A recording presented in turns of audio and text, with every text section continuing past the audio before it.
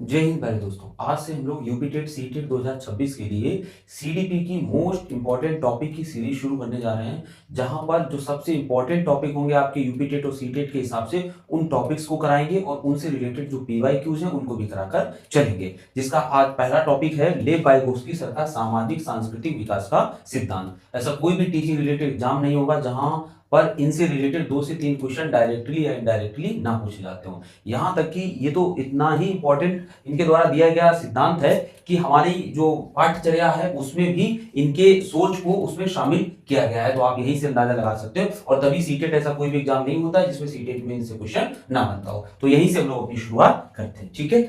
तो जैसा कि इनका नाम सभी लोग जानते होंगे, हम लोग लेव वाइगोत्स्की भी बोलते हैं, लेव सिमोनोविच वाइगोत्स्की रूसी मनोवैज्ञानिक थे। बस दुखद बात ये रही कि इनका लाइफ स्पान बहुत कम था। आप देख रहे होंगे 1896 से 1934 यानी लगभग 38 वर्ष ही ये जीवित रहे। तो काफी कम टाइम तक इनका लाइफ स्पान रहा, ठीक है। लेकिन उसमें इन्होंने जो काम किया वो बहुत बड़ा किया। जैसे कि देखते हैं इनके सिद्धांत के बारे में। और यहाँ पर जो सिद्धांत है इसके लिए हम जितने भी फैक्ट्स हैं उन सभी को कवर करेंगे और जितना हो सकेगा डायग्राम के रूप में भी आपको समझाएंगे। कम टाइम में अधिगम से विकास होता है, भाषा से विचार आता है, इसको कैसे इन्होंने एक्सप्लेन किया, कैसे इसको पूछा जाता है। इनके सिद्धांत के जो नाम है जेपीडी क्या होता है इसको भी बहुत अच्छे से हम लोग डिस्कस करेंगे। इसके बाद ढांचा पाठ या मचान, इसके फोल्डिंग जिसको बोलते हैं वो क्या होता है जो अक्सर पूछा जाता है एग्जाम में। निजी वार्ता प्राइवेट स्पीच और अंतरीकरण। इसके बाद हम पियाजे और वाइगोत्स्की के सिद्धांत में जो मेन कंपैरिजन है उसको भी डिस्कस करेंगे। तो यानी कि ये पूरा पैकेज है आपका। यहाँ अगर आपने इस सिद्धांत को पढ़ लिया तो आपका एक भी क्वेश्चन ना तो फैक्ट्स का ना कॉन्सेप्ट का यहाँ से छूटने वाला है। देखते हैं क्या है। ये एक रूसी रचनावादी मनोवैज्ञानिक है। रचनावाद का मतलब क्या होता है? रचनावादी जो भी मनोवैज्ञानिक होते हैं उनका विचार होता है कि बच्चा एक्टिव लर्नर होता है और जो भी शिक्षा हो वो बालक को केंद्र में रखकर की जाए। आज की जो भी हमारी पाठ्यचर्या है वो भी रचनावाद पर आधारित है, ठीक है। तो ये यहाँ पर हो जाएगा रचनावादी। लेकिन यहाँ पर बात हो रही है ये किस तरह के रचनावादी मनोवैज्ञानिक थे? तो ये सोशल कंस्ट्रक्टिविस्ट थे। क्या थे? ये सोशल कंस्ट्रक्टिविस्ट थे। सोशल कंस्ट्रक्टिविस्ट थे। जिस तरह से जो जीन पियाजे हैं वो कॉग्निटिव कंस्ट्रक्टिविस्ट थे, उसी तरह से सोशल थे, ठीक है। एक सेकंड के हम देख ही लेते हैं। बात हो रही है रचनावाद के प्रकारों की। संज्ञानात्मक रचनावाद के जो अगर प्रणेता माने जाए तो वो कौन है? जीन पियाजे सर हैं। आपने इनकी थ्योरी को पढ़ा होगा और बाकी हमने आगे के क्लासेस में इसको पढ़ाएंगे भी बहुत अच्छे से। तो इन्होंने संज्ञानात्मकता की बात की, सोचने समझने तर्क करने विचार करने की क्षमताओं से संबंधित बात की। वहीं पर सामाजिक रचनावाद ये कहता है कि बच्चा या जो भी सीखने वाला होता है वो समाज में रहकर अंतःक्रिया के माध्यम से सीखता है। ये लेव वाइगोत्स्की सर कहते हैं। अगला है व्यापक रचनावाद जिसको रेडिकल कंस्ट्रक्टिविज्म कहते हैं। ये अर्नेस्ट वॉन ने ये थ्योरी दी है और ये जोर देते हैं अनुभव पर। आपको अगर यही आ जाए कि मेन इसमें डिफरेंस क्या होता है तो ये जोर देते हैं अनुभव पर। हालांकि इनकी भी जो थ्योरी है वो किससे रिलेटेड है? लगभग संज्ञानात्मक रचनावाद से रिलेटेड है। दूसरा है सांस्कृतिक रचनावाद जिसको जेरोम ब्रूनर सर ने दिया है और ये भी किससे संबंधित है? इन्होंने कल्चर को प्रमुखता दी और ये भी सामाजिक रचनावाद से ही संबंधित है, ठीक है। इनकी अलग अलग थ्योरीज को हम लोग पढ़ेंगे बाद में। अब यहाँ पर हम लोग बात कर लेते हैं जो अभी बात चल रही थी। तो क्या बात चल रही थी कि ये रचनावादी मनोवैज्ञानिक थे। रचनावाद क्या होता है आपको पता चल गया, ठीक है। इनके अनुसार बालक सामाजिक अंतःक्रिया के माध्यम से सीखता है। समाज में रहकर एक दूसरे के साथ अंतःक्रिया करता है और उस अंतःक्रिया के माध्यम से वो चीजें सीखता है। जाहिर सी बात है जब वो समाज में होगा तो समाज में क्या होता है? परिवार होगा, जो भी उसका आस पड़ोस होगा, विद्यालय होगा, हर वो चीज जो उसके चारों तरफ उसके परिवेश में उपस्थित है उसी से वो सीखता है। यहाँ पर ध्यान देने वाली बात है कि यहाँ पर जो औजार होता है सीखने का, जो टूल होता है वो क्या होती है? भाषा। तो भाषा को जीन पियाजे सर ने बहुत ही प्रमुखता दी है, तो इसकी चर्चा हम लोग आगे करेंगे, ठीक है। तो ये बात आपको समझ में आ गई कि बालक समाज में अंतःक्रिया के माध्यम से सीखता है। अब बात कर लेते हैं पीयर लर्निंग, ग्रुप लर्निंग और असिस्टिव लर्निंग की बात करने वाला मनोवैज्ञानिक कौन था? तो जीन पियाजे लेव वाइगोत्स्की सर थे। क्योंकि पीयर लर्निंग का मतलब ही होता है आप अपने सहपाठियों के साथ रहकर सीखते हैं। ग्रुप लर्निंग होता है आप अपने आस पड़ोस या जो भी आपके दोस्तों का समूह होता है उसमें बहुत सी चीजें आप उनके साथ जाने अनजाने समय बिताते हैं, तो बहुत सी चीजें आप सीखते हैं। असिस्टिव लर्निंग जो इसके फोल्डिंग यहाँ पर आएगा, किस तरह से सहायता के माध्यम से एक ज्यादा मोर नॉलेजेबल अदर। एक एम के ओ पर्सन होता है जो ज्यादा जानकार होता है, चाहे वो कोई टूल भी हो सकता है या कोई जो तकनीक भी हो सकती है जिसके माध्यम से हम सीखते हैं, तो उसे हम क्या कहते हैं? असिस्टिव लर्निंग कहते हैं, ठीक है। तो कोई बहुत ज्यादा टर्म टफ नहीं थे, डायरेक्टली पूछे भी नहीं जाते, जो पूछे जाते हैं वो आगे लिखे। अधिगम से विकास आता है, भाषा से विचार आता है, इसको भी हम बहुत अच्छे से एक्सप्लेन करेंगे। संज्ञानात्मक विकास के कारक, अगर ये पूछा जाए कि संज्ञानात्मकता का जो विकास होता है उसके कारक कौन होते हैं वाइगोत्स्की सर के सिद्धांत के परिप्रेक्ष्य में, तो समाज होता है, संस्कृति होती है और भाषा होती है। क्योंकि समाज और संस्कृति में रहकर भाषा को औजार बना करके ही हम लोग सीखते हैं, क्योंकि भाषा ही एक दूसरे से अंतःक्रिया करने का हमें क्या देती है, अवसर देती है। तो अंतःक्रिया करने का अवसर या हम कर कैसे पाते हैं, उसका माध्यम क्या होती है, भाषा। और वो अंतःक्रिया हम करते कहां पर है, संस्कृति और समाज में। तो जहां पर भी ये चीजें आ जाए, आप तुरंत आंख बंद करके लगा देना कि सिद्धांत किससे संबंधित होगा, वाइगोत्स्की सर से संबंधित होगा। ठीक है, नेक्स्ट देखते हैं। अभी हमने इसकी बात कर ली थी, अब हम बात करते हैं वाइगोत्स्की की जो सोशियो कल्चरल थ्योरी है। तो उसमें जैसा कि आपने देखा होगा, पेरेंट्स होते हैं और सोसाइटी भी है, लैंग्वेज भी इसमें इंपॉर्टेंट। तो ये सभी फैक्टर्स होते हैं जो इसके क्या होते हैं, कारक कहे जा सकते हैं, समाज, संस्कृति और भाषा। ठीक है, नेक्स्ट बात करते हैं। ये चीज बहुत इंपॉर्टेंट है, इसको जरा ध्यान से समझना कि ये क्या कहना चाह रहा है यहाँ पर। अधिगम से विकास होता है। इन्होंने कहा, वाइगोत्स्की सर ने कहा कि अधिगम से यानी लर्निंग से डेवलपमेंट की ओर जाया जाता है। जबकि पियाजे सर क्या कहते हैं, पियाजे सर कहते हैं कि बच्चों की एज होती है, एज के लिए उन्होंने स्टेजेस भी बताए, जन्म से 2 वर्ष, 2 से 7 वर्ष, 7 से 11 वर्ष और 11 से ऊपर 4 स्टेजेस की चर्चा उन्होंने की। उन्होंने कहा जब बच्चा एक विशेष स्टेज में होता है तभी उस तरह की संज्ञानात्मकता डेवलप होती है ना। आप ये उम्मीद नहीं कर सकते कि 2 साल तक का बच्चा औपचारिक चिंतन करने लगेगा, अमूर्त चिंतन करने लगेगा, ऐसा नहीं हम उम्मीद कर सकते। यानी उन्होंने कहा है कि एक जब शारीरिक विकास की एक स्टेज होती है, वहां तक बच्चा पहुंचता है, तभी उसके अंदर उस तरह का संज्ञान डेवलप होता है। ये पियाजे सर कहते हैं। लेकिन ये कहते हैं कि बच्चा सीखता है और सीखने से उसका विकास होता है। यहां पर इन्होंने कोई ऐसी बात नहीं की कि इस एज तक यही चीज सीख पाएगा, तो एज की कोई बात नहीं की। इन्होंने बात की कि एक्टिव होकर वो समाज में सीखेगा और सीखने से ही उसका क्या होगा, विकास होगा। वही चीज यहाँ पर दिखाई गई है। लर्न करता है, लर्न को वो प्रैक्टिस करता है, सीखता है और इस सीखने से उसका क्या होता है, विकास होता है ना। जब उसमें एबिलिटी टू थिंक आ जाती है, सीखने की क्षमता डेवलप हो जाती है, तो वही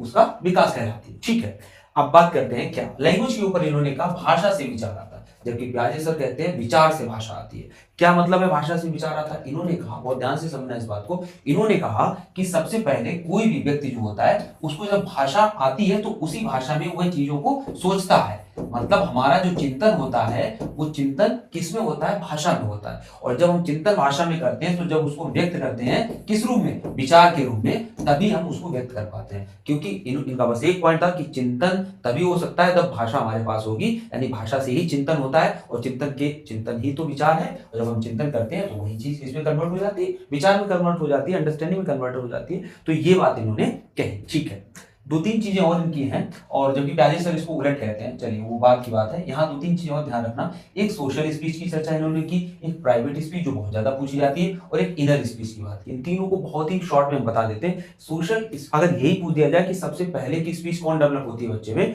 तो सबसे पहले बच्चे में सोशल स्पीच डेवलप होती है। वो पहले एक दूसरे से ही, मतलब सामने वाले से ही बात करना सीखता है। कभी नहीं देखा होगा कि छोटा सा बच्चा है वो अपने आप से बात कर रहा हो या अंदर मनन कर रहा हो। तो वो सबसे पहले जो बोलना अगर सीखेगा, भाषा का उपयोग करेगा, तो वो सोशल स्पीच में करेगा। इसके बाद डेवलप होती है प्राइवेट स्पीच। फिर जब बच्चा 3 साल से 4 साल से ऊपर हो जाता है, तब वो अपने आप से भी बात करने लगता है। जब वो खेलता है तो वो चीजों को अपने आप को डायरेक्ट कर रहा होता है, इस वाले को यहाँ रखो, उस वाले को यहाँ रखो, खुद से कर रहा होता है। तो उसे हम क्या कहते हैं, प्राइवेट स्पीच कहते हैं। ठीक है, और इसके बाद इनर स्पीच। जब बच्चा और बड़ा हो जाता है तो उसके अंदर इनर स्पीच डेवलप हो जाती है, यानी उसको बोलने की जरूरत नहीं होती, अंदर ही अंदर वो सोच सकता है। ठीक है, इसकी चर्चा इन्होंने की। सबसे ज्यादा प्राइवेट स्पीच पूछा जाता है, जो हम आगे अभी आपको और बताएंगे। ठीक है, अब सिद्धांत के अन्य नाम है, देख लीजिए सेकंड में। सिद्धांत के अन्य नाम हम क्या कहते हैं, सामाजिक सांस्कृतिक विकास का सिद्धांत। समाज और संस्कृति में रहकर ही बच्चे का विकास होता है, संज्ञानात्मकता का। तो यही समाज सांस्कृतिक विकास का सिद्धांत भी कहते हैं, सामाजिक संज्ञानात्मक विकास का सिद्धांत। अगर केवल कॉग्निटिव डेवलपमेंट थ्योरी की बात करें तो ये किसकी है, पियाजे सर की है। लेकिन वही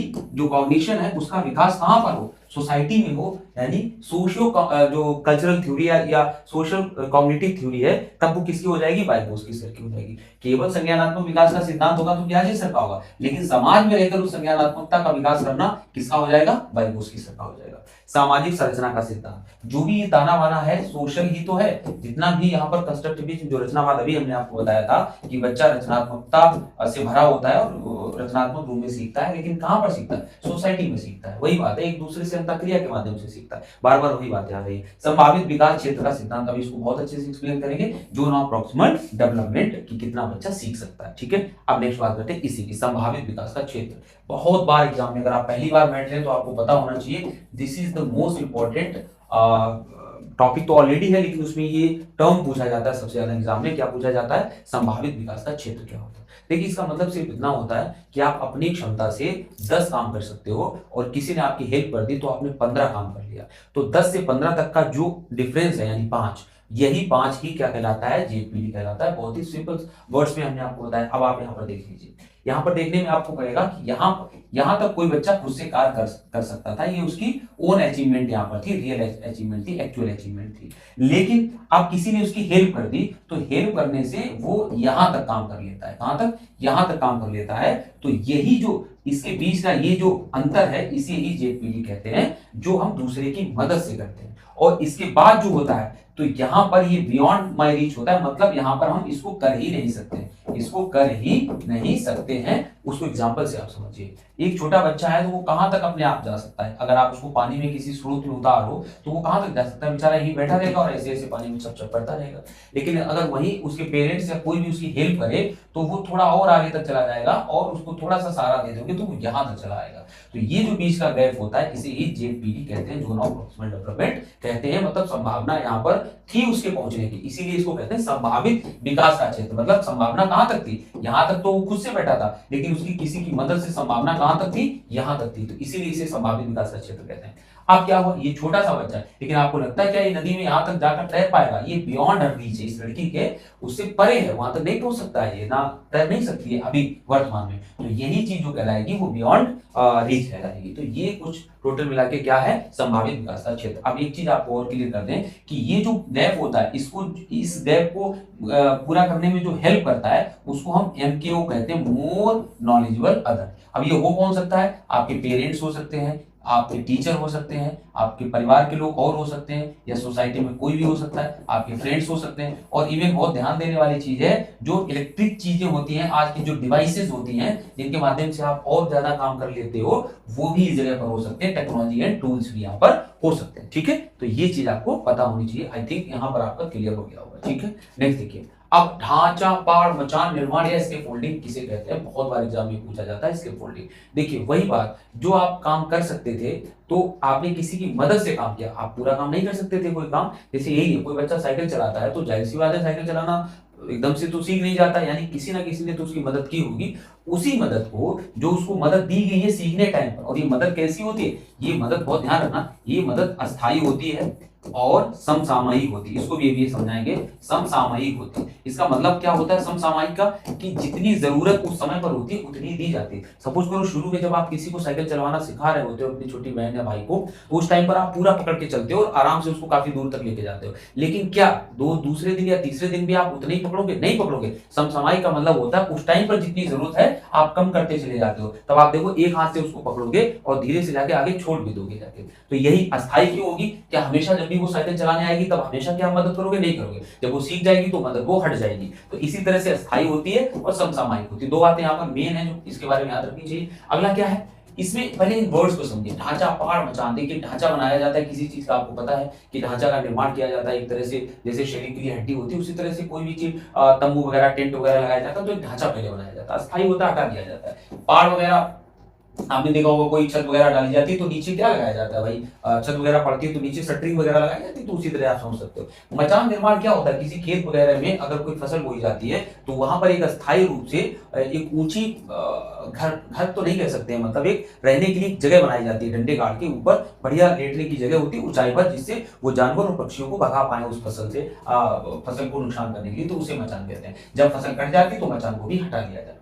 तो आपको क्लियर हो गया होगा कि ये सब चीजें ऐसी है जो अस्थायी होती हैं और बाद में हट जाती हैं। ठीक है, इसी तरह से देख लीजिए। वही है, ये पिता है और इसकी हेल्प कर रहे हैं तो ये चलने लगा है, और इसकी हेल्प नहीं की चलने में तो वो नहीं चल पा रही है। तो कहीं ना कहीं इसकी जरूरत होती है। नेक्स्ट देखिए, व्यक्तिगत वार्ता या निजी वार्ता क्या होता है? जब बच्चा अपने ही कार्य को निर्देशित करने के लिए, अपने आप को निर्देश देने के लिए बात करता है स्वयं से, तो उसे ही प्राइवेट स्पीच कहते हैं। जैसे यही बना रहा है, किसी पजल को वो सॉल्व कर रहा है, और सपोज करो यहाँ ये ना रखने के बजाय वो ये रख देता, और फिर कहता गलत रख दिया उसने, फिर कहता नहीं ये वाला नहीं वो वाला रखें, अपने आप से कहे। तो इस तरह की स्पीच को क्या कहते हैं? व्यक्तिगत वार्ता या निजी वार्ता कहते हैं। ठीक है, चलिए नेक्स्ट देखिए, अंतरीकरण या इंटरलाइजेशन क्या होता है? जो कुछ सिखाया गया है उसको, जो कुछ भी सिखाया गया है उस सीखने वाली चीज को जब बच्चे अपने अंदर धारण कर लेते हैं, जैसे ये यहाँ पर टीचर सिखा रही हैं और देखिए सब बच्चे बनाने लगे, इन्होंने नाव बना दी, किसी ने ये चिड़िया बना दी, तो ये जब जो सिखाया जा रहा है उसको उन्होंने अपने अंदर धारण कर लिया, या समाज में जो कुछ भी यहाँ लिखा भी है वह वातावरण से बच्चों के अंदर होने वाले विकास को अंतरीकरण कहा जाता है ना।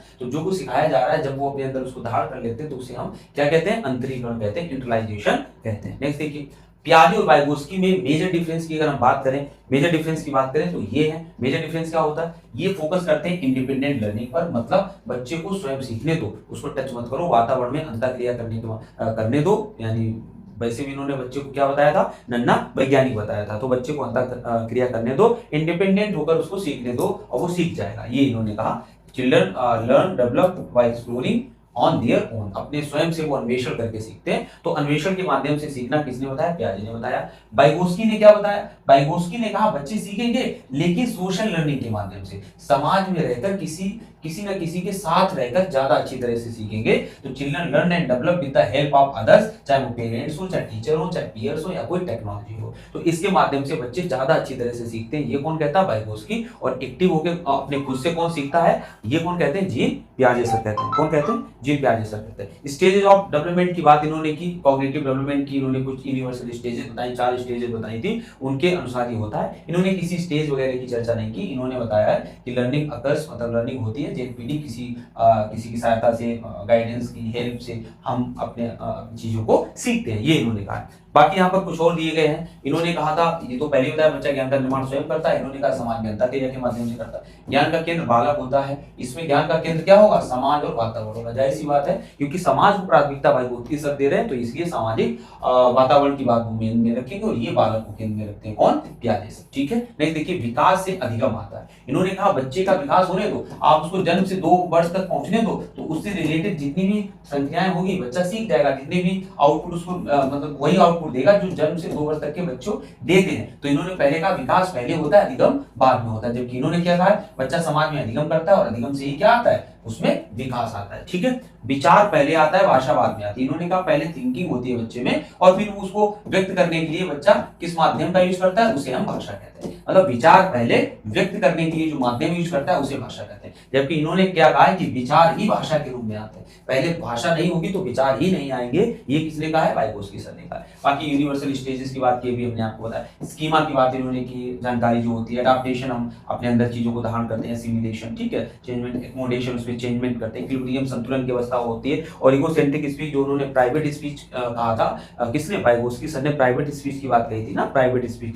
जब बच्चा अपने ही काम को नियंत्रित करने के लिए जो अपने आप को निर्देश देता है, बोलता है, मुंह से जोर जोर बोलता है, उसे प्राइवेट स्पीच कहा था वाइगोत्स्की सर ने, जबकि उसे ही इगोसेंट्रिक स्पीच किसने कहा था? पियाजे सर ने। तो ये मोटा मोटी इनके डिफरेंस भी हमने आपको बता दिए। तो ये था पूरा लेव वाइगोत्स्की सर का सामाजिक सांस्कृतिक विकास का सिद्धांत या सामाजिक संज्ञानात्मक विकास का सिद्धांत। यहाँ पर एक भी फैक्ट इनसे रिलेटेड नहीं छूटा है। जो भी चीजें इनसे क्वेश्चन अभी तक पूछे गए वो हम नेक्स्ट क्लास में आपको कराएंगे, और ये क्लास आपको अभी टाइम तो हम क्लियर नहीं कर सकते हैं, लेकिन सीडीपी की क्लास लगभग आपको रोज मिलेगी, और सबसे पहले हम मोस्ट इंपॉर्टेंट टॉपिक करके चलेंगे। तो चैनल को सब्सक्राइब कर लीजिए, बहुत ही ये चैनल आपको बेनिफिट करने वाला है आपके एग्जाम के लिए, तो लाइक कर दीजिए, और जो भी कमेंट आपको करना हो इससे रिलेटेड या आगे क्लासेस से रिलेटेड वो आप बिल्कुल कर सकते हैं। Thank you for watching.